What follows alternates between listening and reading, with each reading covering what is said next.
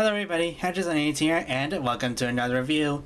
And this time we'll be looking at the NECA 1962 Godzilla. And yeah, let me just say right now, I think this figure is probably the best NECA has done, or at least second best.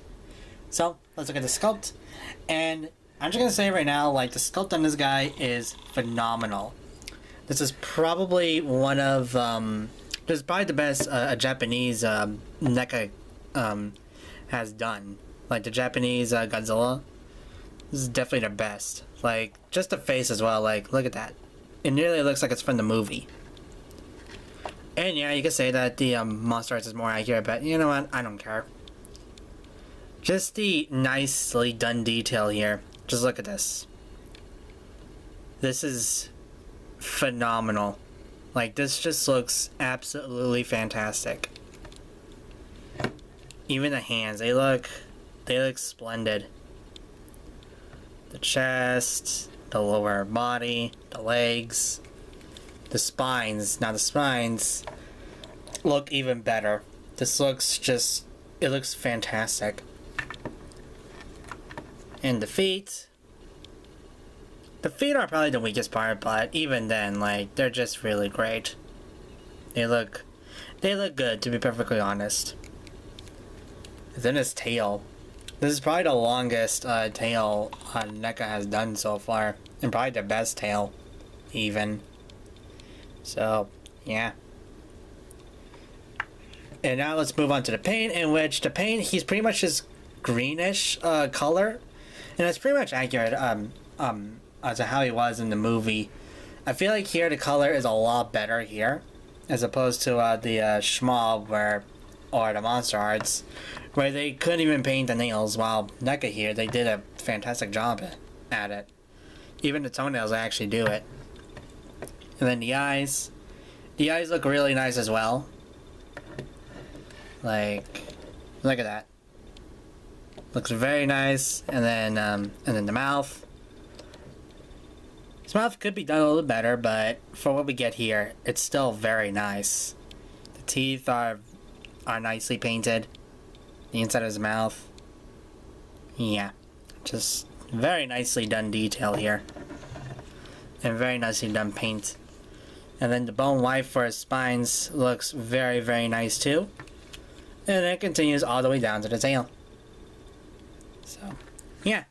Very, very cool right there. Very good paint maps for this figure.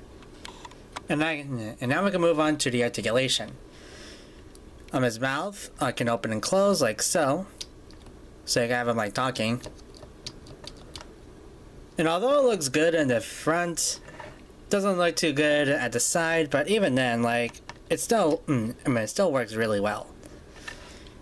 His head can rotate. I'll make it look, yeah, I'll make it look left. He look right. He could look up a lot from his neck here, and he could look down a lot. And I like here that the like this part of the neck here is like really soft soft plastic, and yeah, the neck make it turn also, so you can have him in very cool poses. Like his neck can really turn. Like, this is probably the best neck as well for NECA. And yeah, just overall, and you can have him in, you can even close up the gaps like that, and it looks pretty good, to be perfectly honest. Like, to me, I actually have him in this pose a lot more, as opposed to this one, to make him look taller, but I like it when he's more like this, for more attacking poses, but yeah. And then the shoulders here, they're a little bit stiff on mine. Like, this one is really stiff.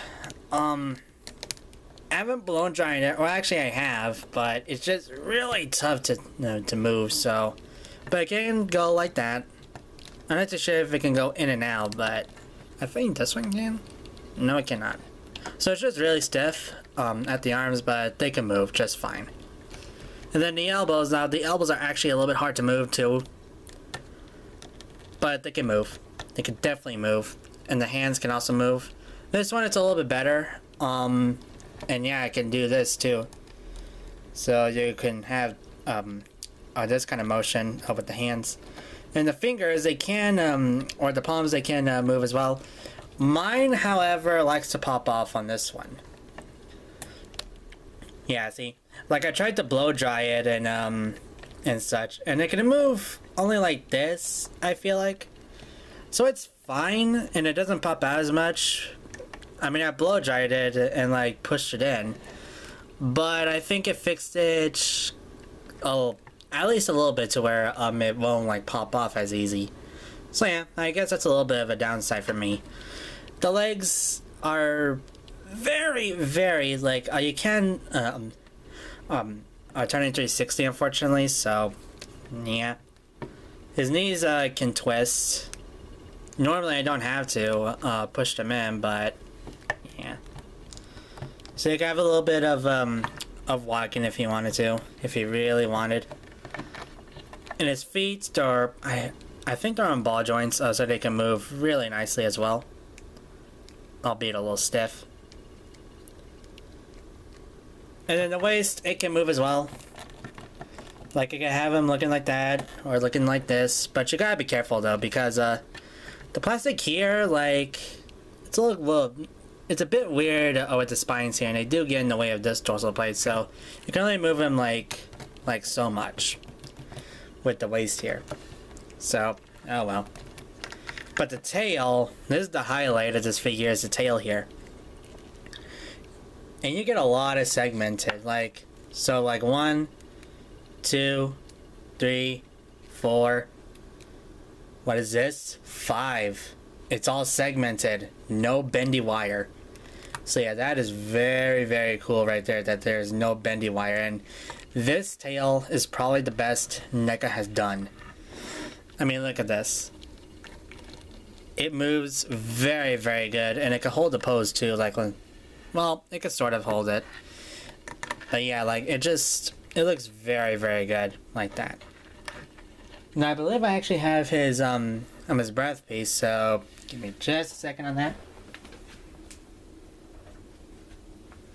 And here it is. And now let's try to put it on. Yeah, this is the accessory it comes with. Yeah, so apparently this figure only costed me $23 at Target. While the Monster Arts, while it does have a little bit more movie accuracy, is like $80. Really? Okay, whatever. I'm just gonna say it. Monster Arts, they're okay. I'm just gonna say they're okay. Now I believe I'm not entirely sure of how you put it in there. Like, I think that's how you put it. Yeah, there you go. And I mean, yeah. So as you can see, it holds in really well. Though I don't recommend it. I don't use it too much. Yeah, but if you wanted if you wanted him to have in that, there you go. But I just don't recommend using it too much, or else the paint is going to get on the breath piece here. And yeah, the breath piece, I like of how it looks. Oops, I like how it looks, and it just looks like very vaporish. So yeah, I like how it looks. It looks very nice. I don't care what people say, and it being blue, it's white. I mean, come on, it's freaking white. You can see in the freaking movie, it's like whitish, even like reddish at some points. So yeah, so that's the so that's his accessory right there. And now let's move on to sizing.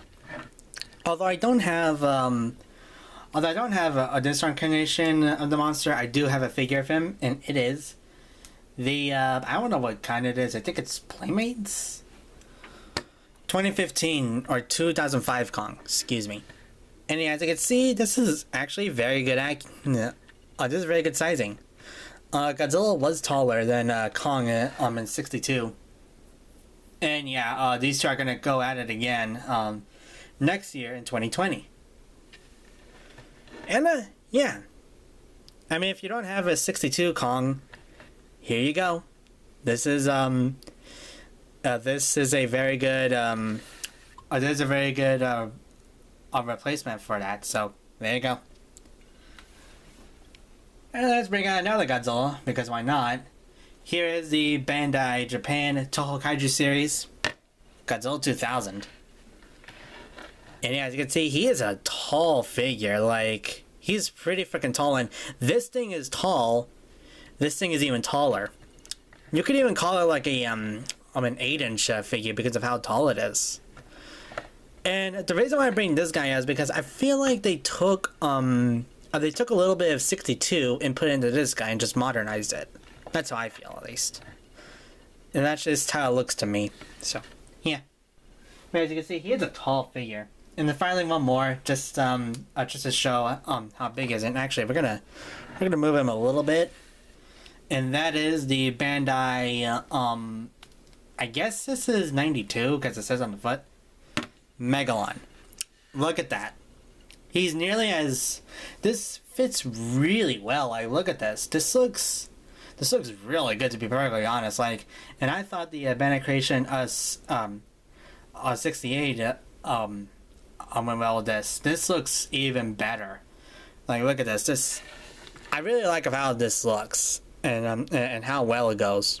So yeah, there you go.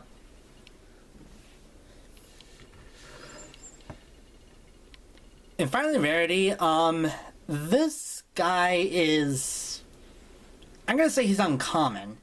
He did come out, I believe in March or April, but I did find him in May, and I pretty much got like nearly everything in May. So, yeah. So that's it for this review. Sculpt, I really, really love it. The paint, I also really like. The articulation is a little bit stiff on most parts, but overall, it's really good. The accessory, I feel, is really, really good. And the sizing is he's really tall. You could even call him like an 8-inch figure at this point, because he's pretty tall, and he matches up really well with your 8-inch figures, especially with Bandai Megalon, if you really wanted to do that. So that's it for this review, and I'm gonna give this guy a 10 out of 10. I really like this figure, and it's, to me at least, it's at least second place for NECA. So yeah, that's it for this review, and I'll see you guys later. Take care. Bye bye.